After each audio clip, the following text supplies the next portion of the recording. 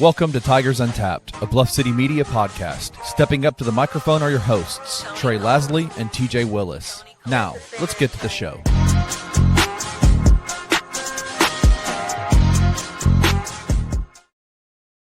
What up, Tiger fam? It's your boy T Lizzle and T Jazel. No Kenneth tonight, per usual. It's funny how he always finds a way to skip our show. Always flaking. TJ, I'm a little bit annoyed as we start this evening. I tried to play College Football 26 right before this show, and that game's just pissing me off. Why? You throwing some interceptions? No, I'm not, because you know why? Arrington Maiden can't throw. He literally can't throw the ball. Yeah. It's either straight in the dirt or it's way over the receiver's head. But it does have to do with quarterback play. I don't understand why my wideouts or my quarterback will make terrible passes. Or not terrible, but just off passes, a drop here and there, which happens in real life. But the computer quarterbacks will proceed to go 21 of 22 for 270 yards and touchdowns. You have defenders in place to make plays, and they just stand there and let the guy catch and then try to make a tackle. Meanwhile, the secondaries of the computer have animations where they were literally Superman through the air to bat a pass down. Yeah. I don't know that I can keep doing this. I just played UAB, 21 of 22. I turned it off. Well, I will say I played a game with obviously I'm doing Delaware for my dynasty. I want to get that sick care package. But I did play some just regular game, like a couple of regular games with the Tigers. Brendan Lewis was out for a little bit, so I put in Arrington, and it is a struggle. I'm not gonna lie. They did him no justice. He's not fast. He can't throw in the game. He can't throw on the run in the game. It doesn't make any sense. It's rude. I started as the offensive coordinator at Hawaii. I set my alma mater as Memphis. Immediately after 1 year, I went 12-2 at Hawaii. We made the playoff, got absolutely obliterated by Georgia in the first round. And then Memphis hired me. You know why? Because our boy Ryan Silverfield was hired by the Auburn Tigers.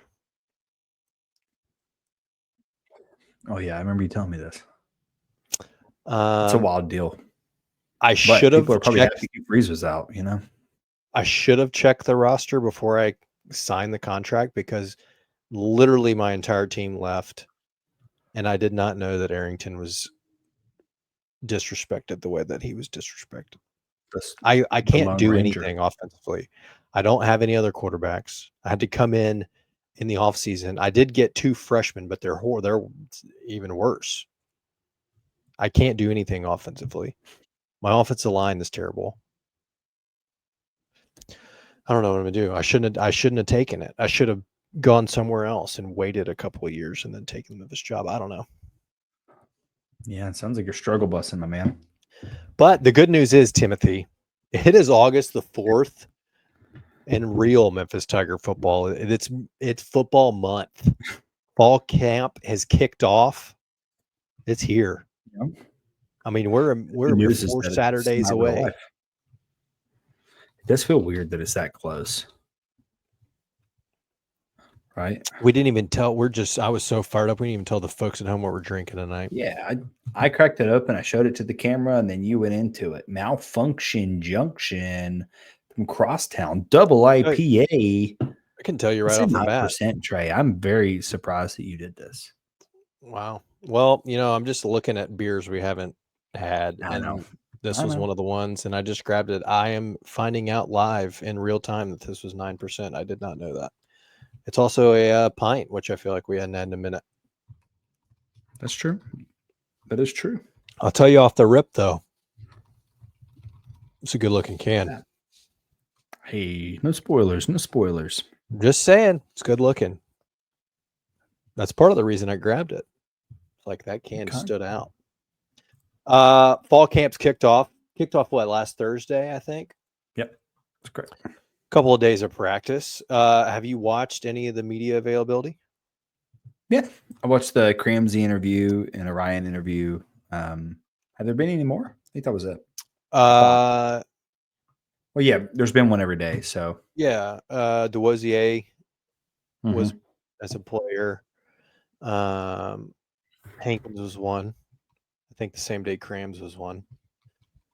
I took I think the most from Hankins and Crams interviews. So you haven't seen the Hankins one yet? No, I'm not.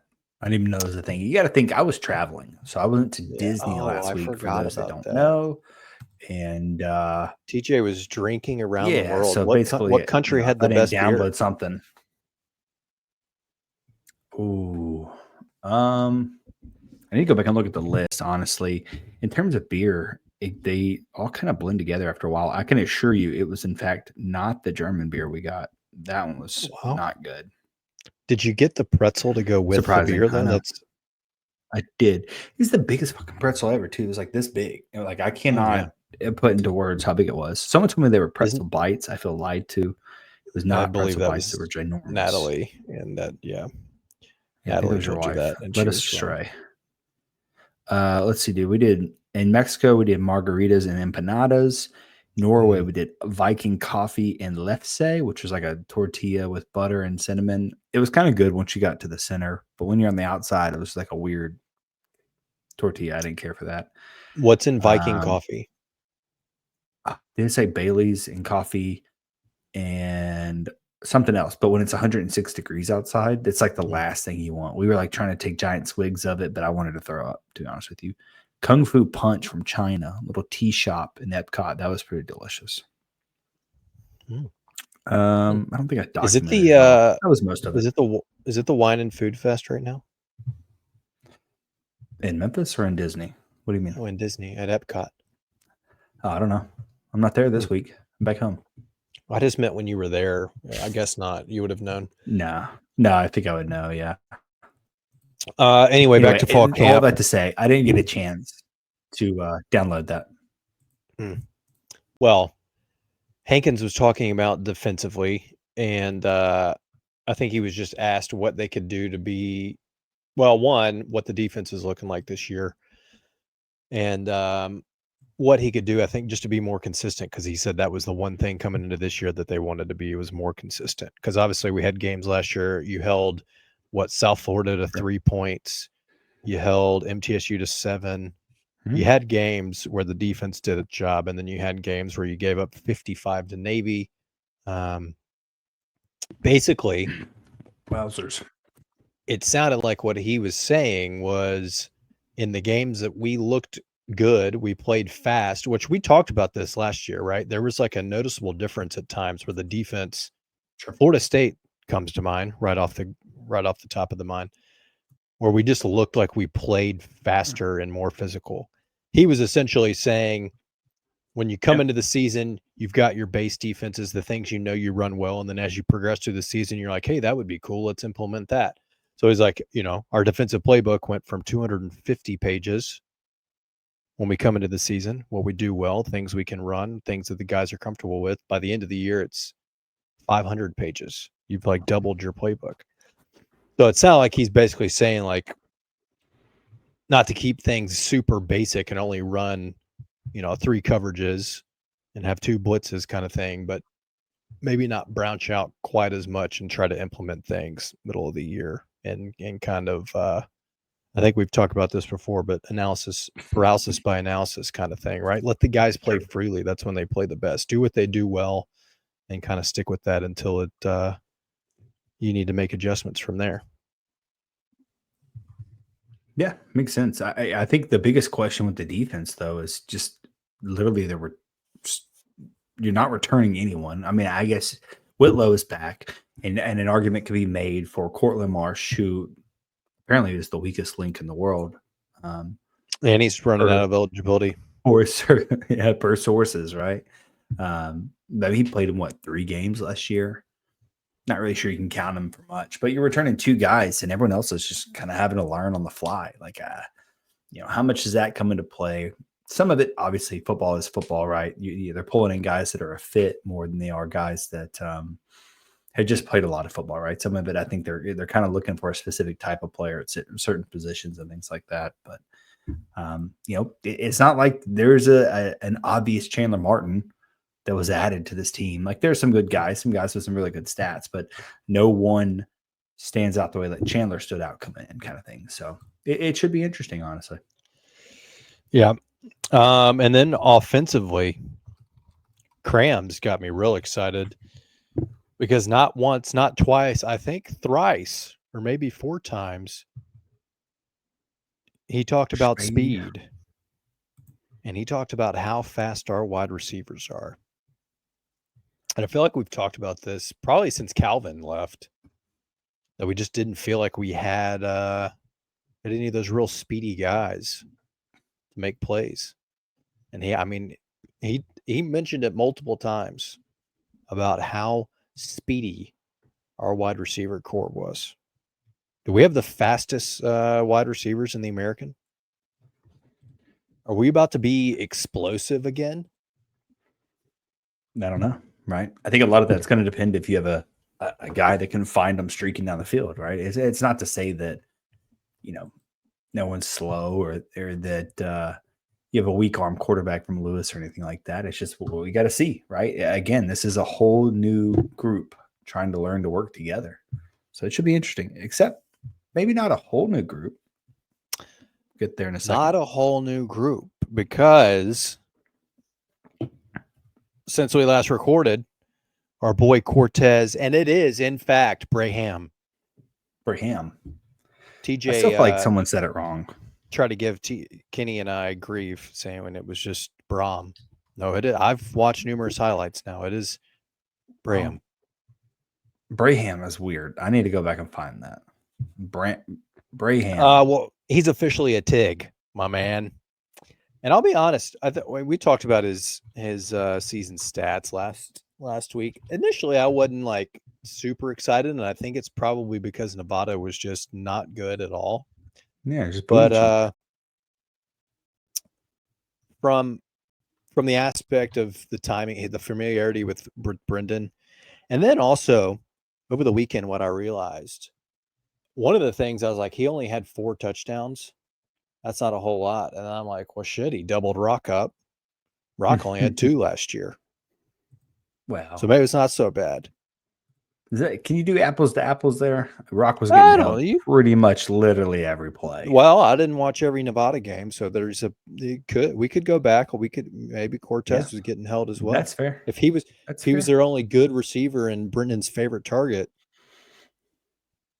might have been getting doubled and held and all sorts of shenanigans, just like Rock was dealing with. That's fair.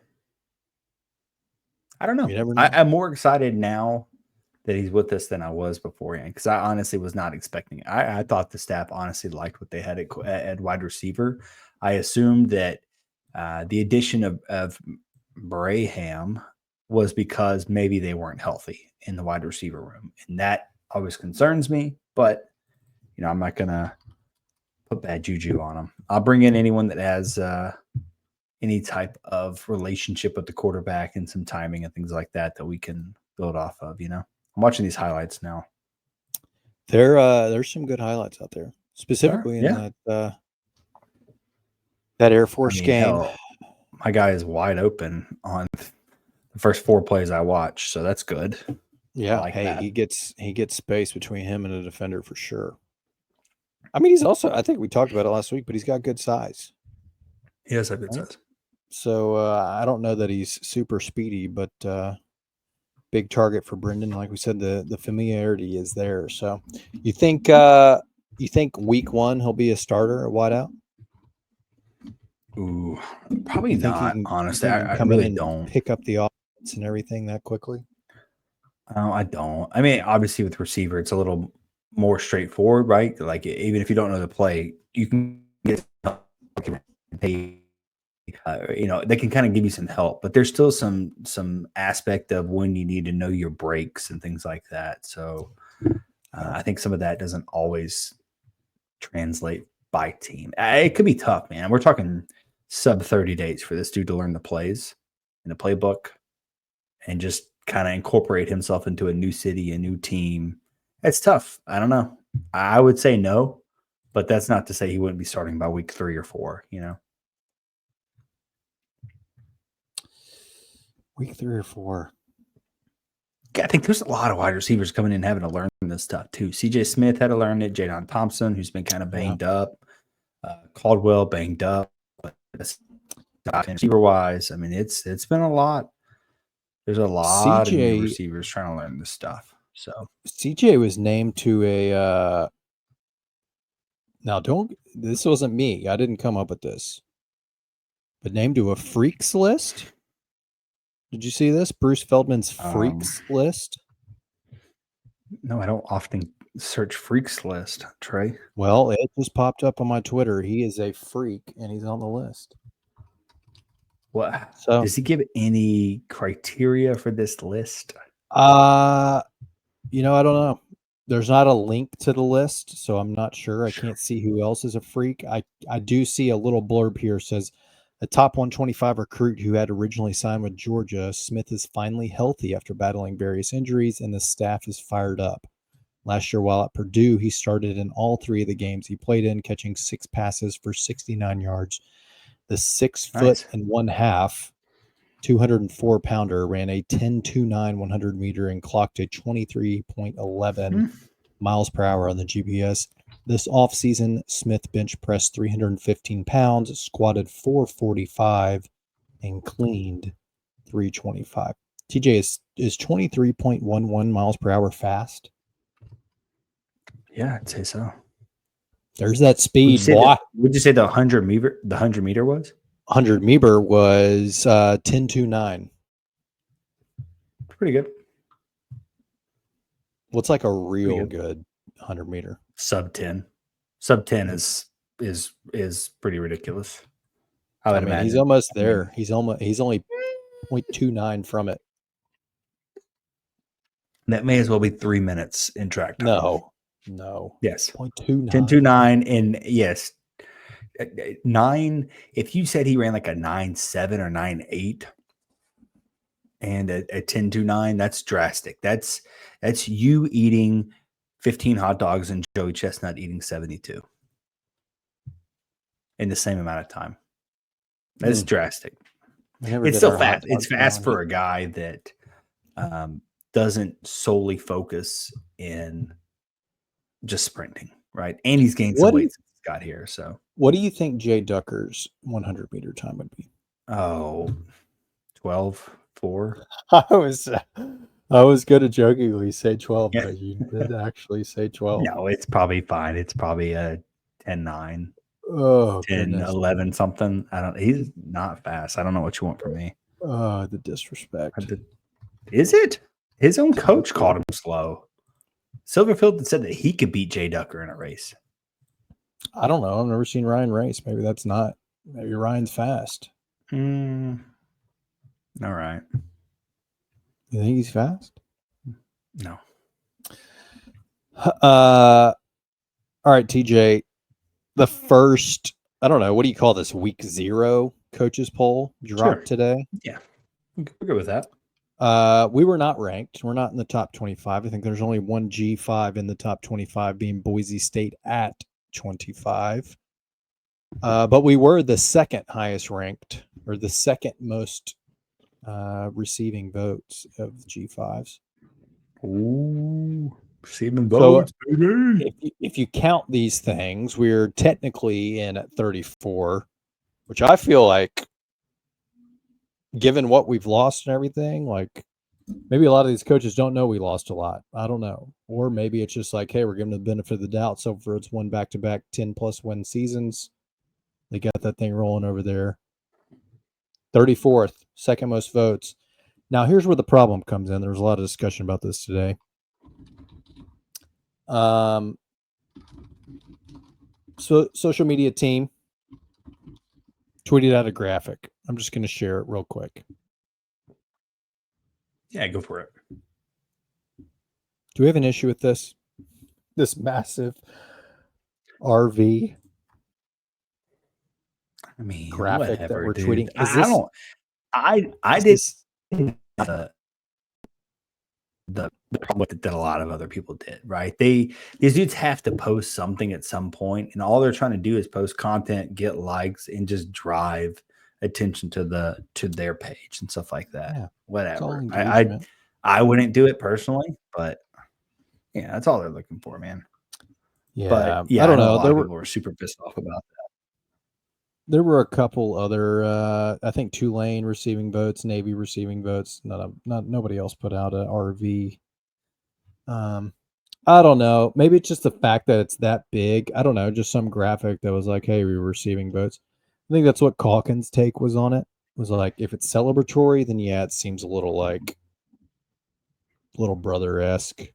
If it's just an informational, like, "Hey, we were receiving votes," then I think there's nothing wrong with it. But let's be honest, it's a badass picture. I'm It's gonna, greatly ass- edited, but the massive RV on the I'm gonna assume page it looks came. ridiculous. It does look a little silly. I'm gonna assume that it came with good intentions, and it's, hey, we are quite literally replacing 40 something starters, and we're receiving votes. I'm just Oh, going to no tell doubt myself about it. Yeah, right? I mean, I think Especially since all the preseason polls said that Memphis is supposed to be third or fourth in the American, and now here they are receiving more votes than any other team yeah, in the conference. Pretty much any group of 5 other than Boise, I believe, if I remember that correctly. yeah. If you go by FanDuel's conference winner odds, the American right now, you got Tulane at plus 330 is the conference favorite. UTSA at plus 420, Navy at plus 490, and then us in South Florida tied for fourth at plus 550, which is actually Honestly, 550 to 330 between 1 and 4 that is big of a pretty gap. tight. I mean, that's just a toss up. They have no idea. There's no heavy favorite there at all. BRB. Let me head on over to FanDuel and throw a quick $10 on Memphis. To what would you say it was on FanDuel? Right now it is 550 for us to win the 550. Yeah, yeah, dude. Just for funsies, why not? I mean, who's to say? You better get it while it's there because we start winning some ball games. It's going to jump up. I know it's gonna move. It's gonna move. I got that double factor authentication, so I don't get Phaser Dada on me. That's an inside joke. That was the name of the person that hacked Trace gambling sites. Phaser Dada. Yeah, jump in there, get on that FanDuel, do plus 550.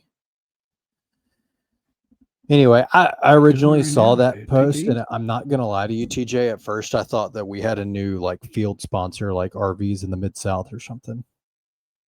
I had no idea that initially it meant that we were receiving. The place that's on I-55 heading down to South Haven. Yeah, I just thought we had like a new field sponsor. So, anyway, it's whatever. I'm gonna be honest. I don't follow any of the other American accounts. Like, did Tulane post one? I have no clue. It's not something you want to brag about per se. Like, if you were 25th, yeah, brag about that. But receiving votes, not that cool. But I guess it means something.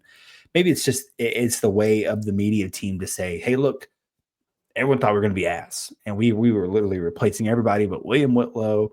And I keep wanting to say Chris Morris at left tackle. I don't know why I am built this way. It is what it is. I just continually want to call him Chris Morris. Sorry, dude. Chris Adams. Yeah, you're replacing everybody with those 2 guys, and you're still receiving votes. I think that means something. It should mean something. I think even the fans, honestly. Maybe not a lot, but like the coaches respect you based off what you've done and who you've added. Tulane did not tweet out. I'll almost guarantee that nobody else in the receiving votes tweeted anything out. I can confirm though that Tulane also has a gentleman on the freaks list in Shadray Hurst for them. So okay, freaks all it. I don't. He looks like a lineman. Yeah, offensive lineman. So does it make you feel any better that CF Budge? I don't know who this is. It is a X account, aka a Twitter account that has 13,000 followers. They tweeted a graphic of Memphis receiving votes. Does that count?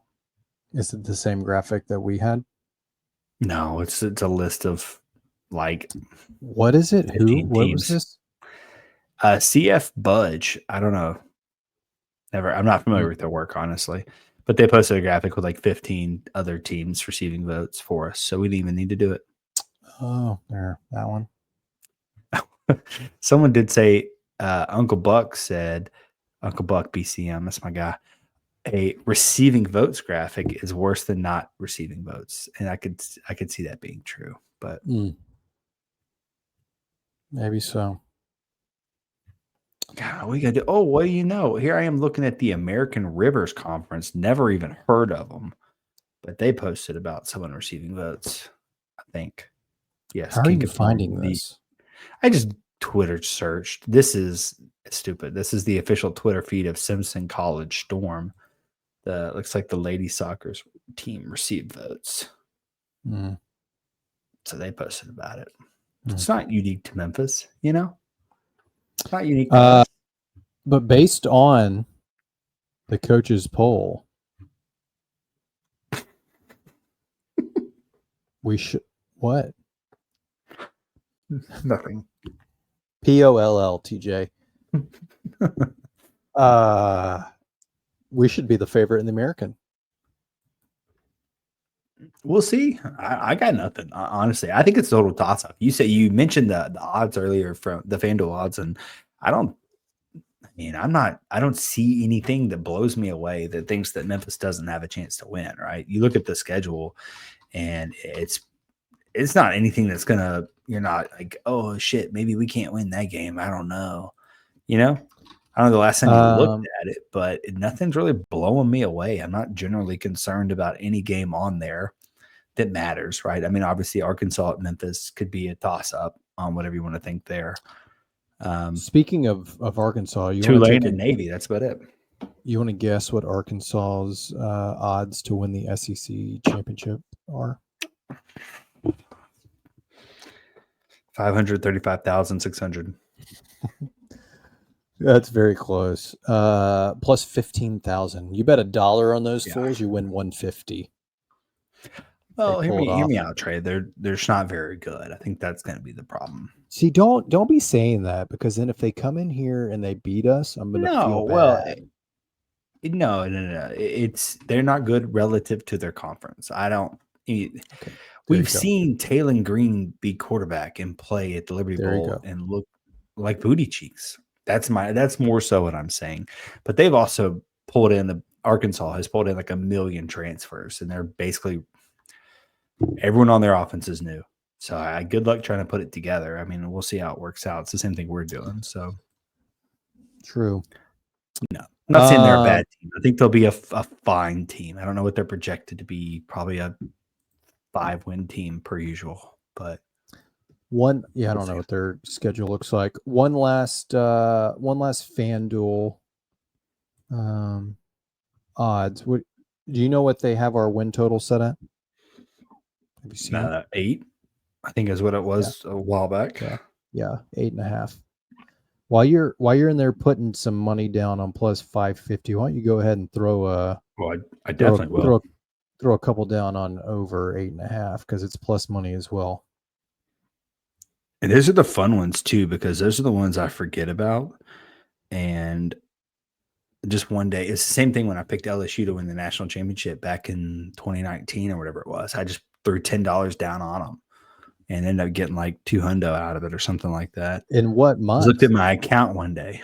Oh, it was preseason. I just blindly picked LSU and threw $10 down on them to win the national championship. Wow. And it hit, yeah. TJ. I know, that's probably my biggest bet. That's your biggest win? It's probably like 200 on one bet. Wow. Yeah, probably. Wow. You know me, dude. I like to win and then lose it all real quickly. So that's how it goes. It's the thing we do. You're playing with house money. Yeah, so it's August, TJ. So Our official FanDuel Thunder Picks and 50-50 TJ will be back in a couple of weeks. We got week 0 coming up in 3 Saturdays. It's crazy to think about. I got to start looking at stuff now to prepare myself. A big one in Dublin. Do you know what the Dublin game is? The Dublin game? Yeah, there's a game week 0 in Dublin. You know how Florida State and Georgia Tech played in Dublin last year? No. Notre Dame and Navy have done it too.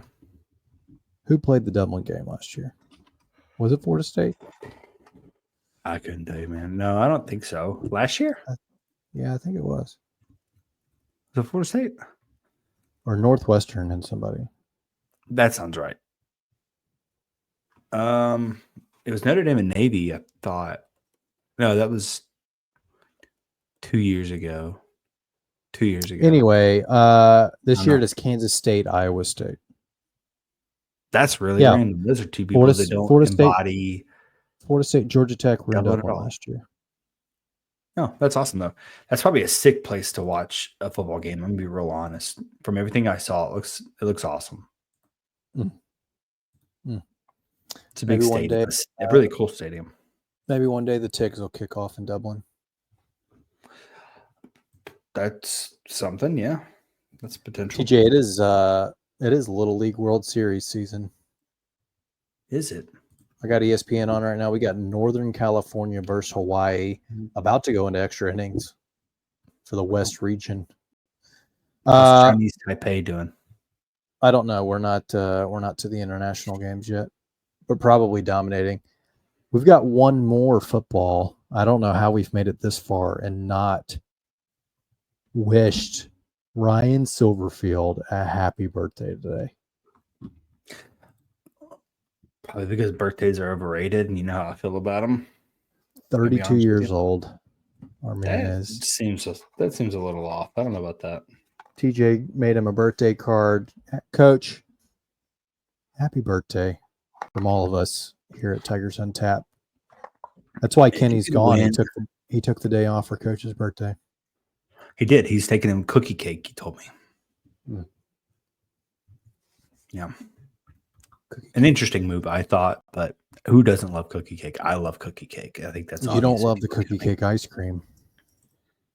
No, I didn't. It let me down.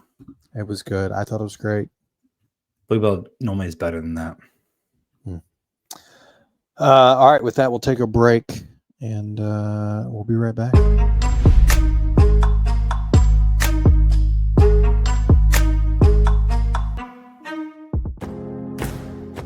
Looking for an alternative to alcohol or conventional medicine?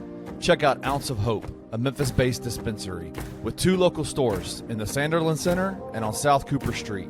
You can get all the products you need in a location convenient to you. Each store offers an intentional shopping experience with dedicated bud tenders to answer all of your questions, from product selection and mushroom blends to our personal favorite, the Delta 9 seltzers. You gotta try the Peach Buzz. Try Ounce of Hope at either one of their 2 Memphis stores or at www.ounceofhope.com for convenient products shipped right to your door.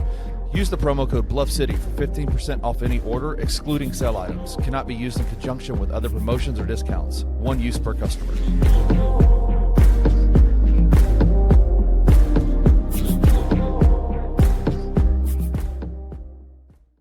Mentally, he's a very unique player because he kind of comes off like a psycho, bro. If you just want to be real about it, because it's like he doesn't talk shit. He's not really braggadocious at all. He looks like just a kid, just a gym rat, comes in the gym, just a basketball robot. Yep. But you know there's a psycho in him that wants to be this incredible player. Like, whether he gives you signs of it, or he leaks part of it, his daddy come out and say it. The kid's a psycho. I know in this kid's head, he's probably thinking first team all defense. I guarantee you he's thinking like MIP first team all defense. And I'm not the one who's going to say that kid can't do it. Because if he's baby Mikal Bridges, why is that not what we're talking about with him? You know what I mean? Jalen Williams, one of them dudes to keep a sharp butter knife on him. A sharp butter knife? Not a real blade, but a sharp butter knife. A sharp butter knife.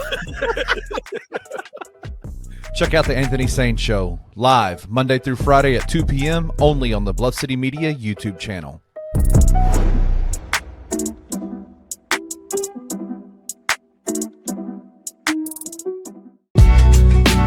In the heart of the Highland Strip for 27 years, Trilogy Tattoo has helped tell stories for Memphians for generations. Located at 530 South Highland, Richie and his team are waiting to help you tell yours. From tattoos to piercings, your body art should be as unique as you are. Voted a Memphis Flyer top 3 tattoo shop in the city of Memphis since day one. Your story will be safe here at Trilogy Tattoo. Open 7 days a week, Monday through Saturday, 11 to 11, and 3 to 11 on Sundays. They have convenient times waiting on you. Let Trilogy Tattoo help you tell your story.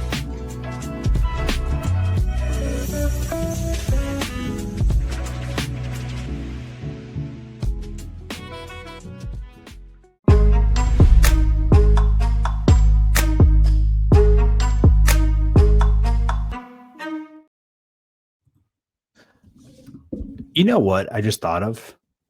Kenny What? on that ad I was talking about, ounce of hope, check out these mushroom blends. And I'm like, I've heard good things about mushroom and taking that as like as a supplement. So I go look it up and I'm like, as someone who has ADHD, like I'm medicated for it, like maybe I could take some of this and then head to work. Maybe it'll help me function and help with some of my some of the things I struggle with. And the first thing I'm looking at, I'm like, these gummies, dude, they check in my boxes. And then I'm like, all right, never mind. At the end of it, got that Delta 9 THC. Don't think I could take that and then head to work. So probably not a good idea. During that commercial break, you know what? I found out some sad news, TJ. I'm not Kenny. I know. I'm sorry. This 9% hitting. Tonight, Monday, August 4th, is the last 8 p.m. or later sunset night of the year. Is that real? Are you sure about Yep. that? It is. Tomorrow, officially, today, if you're listening to this podcast, the sunset is 7:58. And it'll only get earlier and earlier from here on out. We won't get 8 p.m. sunset again until May 26th, 2000 or May 16th, something, 2026. I'll be honest, I don't actually mind that because as we're doing bedtime, our son Julian is, he's younger than Catherine, but he's turning 4 this year, but he's figured it out. I can look outside and the light that comes in on the window, he's like, Dad, it's still light outside. Why are we doing bedtime? I'm like, well, things just work a little bit different in the summer. He's like, what do you mean? I'm like, it's summer, so like the days are longer. It's light out longer. He's like, so it's not bedtime. I'm like, no, definitely bedtime. We read the books. We did the bath. We brushed your teeth. We went potty. It's bedtime. He's like, well, it's still light outside though. I'm like, you have a point, but it's still bedtime. So for me, that's good. I now have less to explain at bedtime. Yeah. Daylight with bedtime is it's a heck of a thing. It feels like it should be illegal. He's clear like that. I'm looking at it like I can see the sunlight coming into the window. It's daytime. What are we doing? I'm on Julian's side here, I think. Yeah, we gotta do, man. It's confusing stuff. All right, we got a little bit of basketball news. The B-ball schedule is officially set with our 13th non-conference game. Alabama State, our boy Tony Madlock and crew are coming to town. Thankfully, I think his son TJ's graduated and Amar Knox hit the portal. Otherwise, I probably would have been a little bit concerned about that game. What do you mean by concerned? Is it just because you're saying that because you don't know what we are as a team just yet? Well, that and it just seemed like a perfect opportunity for TJ and Amar to come in here and light us up. Sure. You think back to the NCAA tournament and they had a good showing that first night in the play-in game, I think. So maybe that's fresh off the top of the mind. But rounded it out with Alabama State coming in here. I think it was like December 21st or something. And then also, notably, announced that we will be playing an exhibition against Bruce Pearl and the Auburn Tigers down in Atlanta. So what are your feelings on exhibition games? I think they're fun.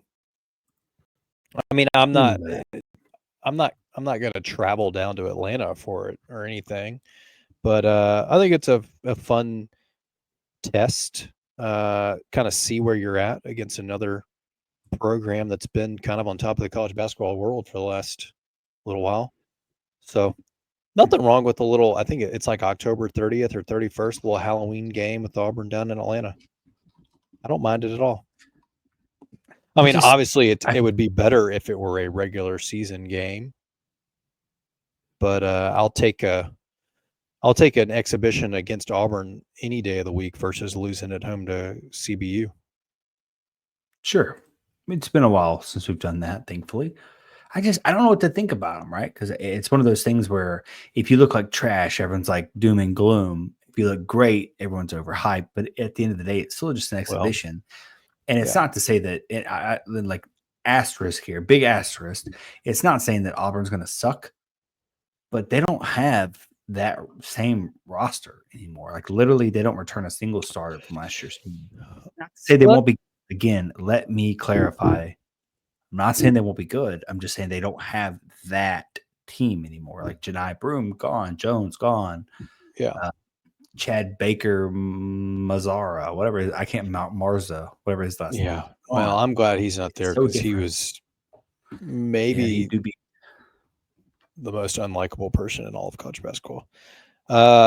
I know they don't have the same roster. It's also, to your point, like you got to go in there with, we can't take either way. If we come out and we look awesome, you can't take anything away from it really. If you come out and we look terrible, you can't. Like, I think the last year, don't know what to take away from it. In the two exhibition games against North Carolina and Alabama, I think we hit like a combined 3 threes. And then for 75% of the regular season, we were the best 3-point shooting team in the entire world. So doesn't mean a whole lot. It's just for fun. I will say, though, that Bartorvik does have them as a borderline top 25 team. So there's at least Let me ask you this, and this is probably way too early of a question. I'm trying to think how to word this. As of today, what do you think we'd, in terms of out of conference, Purdue, I don't remember who was it, Texas Tech. In the 13 games, what will our record be? Yeah, like what do you think we're going to go there? I definitely don't. I'm going to read them out, but I don't remember them all. Baylor, Louisville. I don't think it's 10-3 again. Heck no. I don't think so either.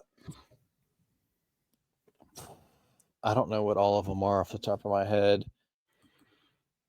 I'm also curious to see where this out of conference schedule ranks compared to, like last year it was like top 5 hardest non-con schedules. Like, where's it going to be this year? It's got to be up there. I think Parth or somebody just put an article out that had at least one computer ranking of it.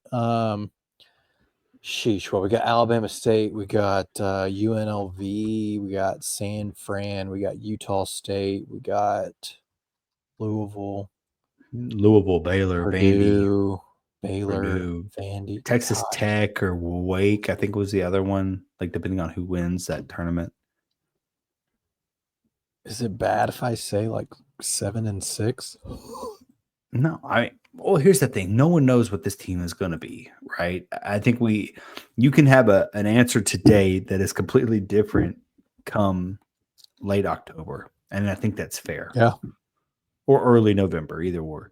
Like, I think it's going to be different. Like today, it's a total mashup. And at any point in time, we've learned that your whole coaching staff can be abandoned. You could lose players. There's anything that can happen, right? So yeah, I don't think you're wrong with saying 7-6. I honestly feel like that's probably not far off from where I would be, but that's because Penny schedules the way Penny schedules. Purdue, Texas Tech, Baylor, Louisville, Louisville's gotten much better.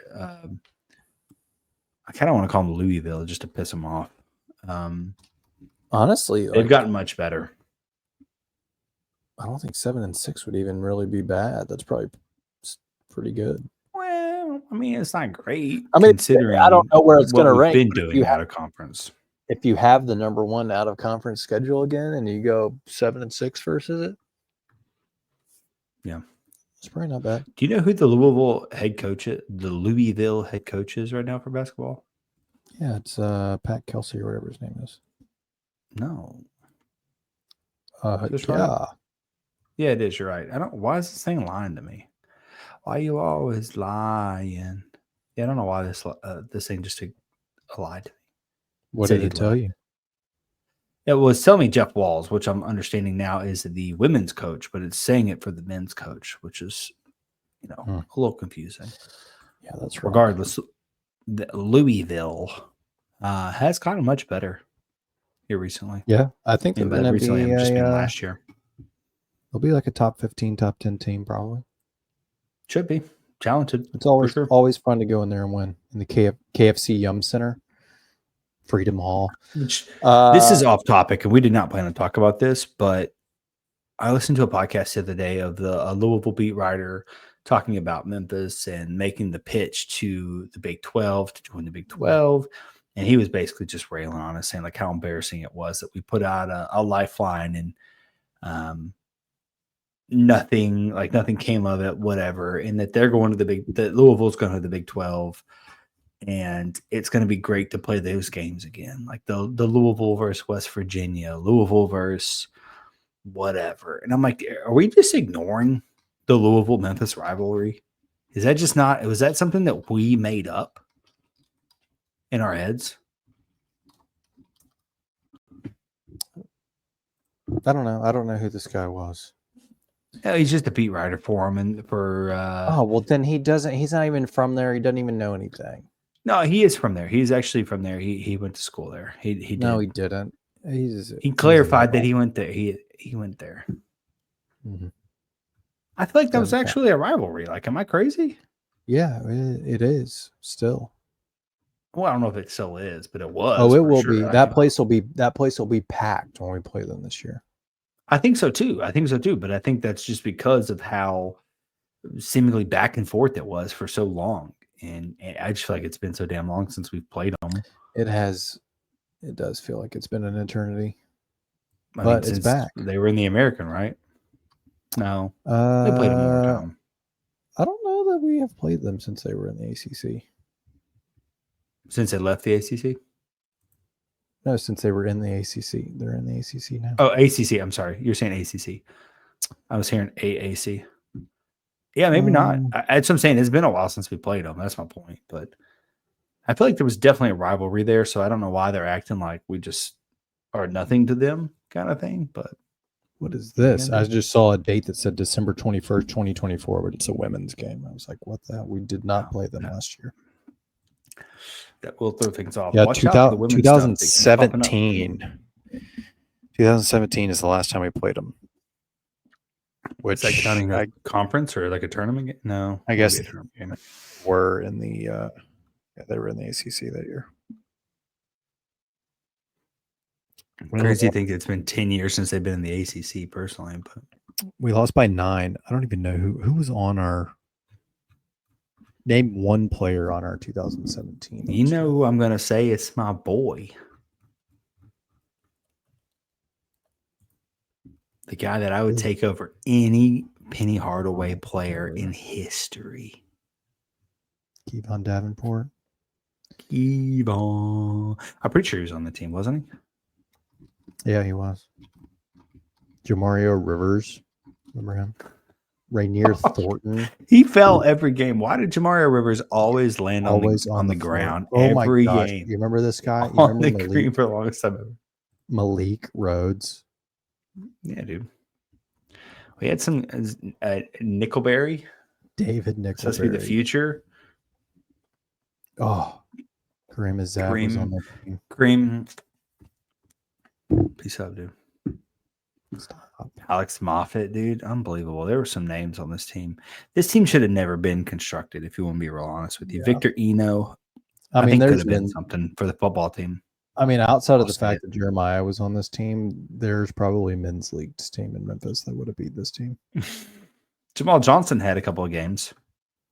He actually ended up at Auburn. He went to Auburn. Yeah. I think he might have been a little bit decent. Anyway. All right. And overall college basketball news, Timothy. There's been rumor mills about the NC2A tournament, as Josh Pastner calls it, expanding. But it was voted that they will not be expanding for the 26 tournament. But they are looking to expand to 72 or 76 teams in 2027. Do you think the tournament needs to expand or stay as is? No, I'm about to ask you a follow-up question. Who the hell is asking for it to be expanded? Who wants I that? would- Like I would just assume TV it's- companies? Probably more games, more money. I'm sure there's some coaches out there that wouldn't mind a couple more bids into the tournament. Yeah, but is that like conferences like the American, like someone trying to get a two bid league? No, I don't Someone think that's if constantly falling out of the. no. I feel like there's always one American team that's always like right on the cusp of being a. I don't think if it moved to 72 that the American would more often. That's just than my not. example. Sorry, maybe not the American, but just a team. Well, my guess is it's probably going to be more SEC, more. I mean, Big I'm sure Ten. it's so that the Big Ten can get more teams in and have them lose in their first round. Yeah. Seems like no matter what we talk about, it's always coming back to the Big Ten and the SEC getting more teams in. Something Yeah. about them winning at the end of the day. I guess more playing games. It's kind of fun. Whatever you want to think about the playing games. I feel like the playing games are kind of fun. I mean, I'm not going to Um, complain about more March Madness games. More basketball. It's one of the Just more don't know. fun postseason events in all of sports, I would say. How do you build that out though? Like you have the playing games now. Yeah, I don't What know are what it the would. other playing games? Are they going to be for 16 seeds? Are we talking like they're going to be playing in for higher seedings? Like how does that work? Yeah, I don't know. I'd have to do some further research on how they would officially push out the bracket. I don't know. I don't know where those 4 extra teams fall, but it probably would be more playing games, I would assume. That's where I'm at. I don't know. Whatever. It's extra free basketball. I feel no way about it. I like the field of 64. I feel like that's just the way of college basketball. More opportunities for Cinderellas and more opportunities for you to get onto FanDuel and place March Madness bets. That's the way to look at it. Or lose your money with big guy here. Fade TJ. Let's get in this malfunction junction and get out of here because I just heard you set your can down and it sounded pretty daggum empty. Mm-hmm. And that Yeah. 9% is hitting. Right off the cuff. I love this can. This is a great can. I feel like I don't need know. 3D glasses to look at it. I feel like it would hit a little bit differently because it I don't does kind know. of have some overlapping font. It does. I like the color scheme. It's also given me like Wile E. Coyote vibes. You I know, get that. runner. I don't know why. I think it's just like the cartooniness of the blow up, and you got the tires going everywhere with stars. You know what I mean? Shout out to Interstate 240 and I-40. That's a good can for me. I like the squigglies, the tires, the cartooniness, the color scheme's good. This is a good can. I'm gonna go like 8 flat on this can. Wowzers, that is pretty high for you. Well, it's not. I like the can. 9% talking. That probably plays a part into it. I like the can. I'm not gonna lie. I like the can. Just out the gate, all things considered, I think the can looks good. I do like there's the tire. I do like the tire flying. I think that kind of plays into it. It is kind of cartoony. I see I-240 here, and this is where my problem is and where I'm holding points back is when you say malfunction junction, I don't think of I-40 and 240 personally. I would give that to I-55 and 240. So maybe it's just a personal preference. Maybe that's a me problem. But you say malfunction junction, I think I-55 and 240, not I-40 and 240. With that being said, it's been a long time since I've driven I-40 to the University of Memphis down that way and having to deal with that kind of traffic. So obviously it probably doesn't appeal to me. But all that being said, I do like the can. I'm with you, but I do think that I need like 3D glasses. You can't see this, can you? There's like a light blue font behind the dark blue font. I'm seeing that It's slightly now. offset. So it seems like if you had 3D glasses and you looked at this, it maybe hit you some type of way. Seeing double vision, like this double IPA got me seeing double vision, 9%. Crushed it pretty quickly. You sure did. What are you gonna do? It's been a while, honestly. Cool can. All that to say, I do like the can a lot. I'm not gonna go in the 8s. It's probably like a 7-1 for me. Mostly going back to that 240, I-240. You say Malfunction Junction. I think of the 240 and 55. I just do. It is what it is. You're probably right on that, but they probably should just put all three on here. Just call out our entire interstate system. 385. Just one big old loop. You know what I mean? The brew's good. It's a good for a double IPA for sure. The 9%'s hidden. This thing's got me feeling right. Not crushable at all for me. Could not have more than one of these. That's for certain, or I would not be going to work tomorrow. But it's good. I'd drink it again. For a double, which I'm not really a huge double IPA guy, but this one's not bad. We'll go like 7-1. 7-1. That's what I said on my my can score. I thought it was good. I mean, you could easily go wrong with the double IPA, honestly. I think IPA being on the can in general scares people. But I think where this goes well and why I liked it is it's hazy vibes to me. And for those that know, I love hazy IPA. So this tastes like a hazy IPA, maybe not like a fruity one or like a juicy Is there one, strawberry but it in does this? have like You're looking a little flushed. No, I think that's the 9%, my guy. It's the 9% talking there. It was good. I liked it personally. Would I drink 2 of them? Yes. Would my wife be upset with me for doing it? Yes, probably. But I thought it was good. I would say like a 7.6 for it. There. Maybe 7.5, 7.6, somewhere in that range. I mean, I could definitely drink 2 of these.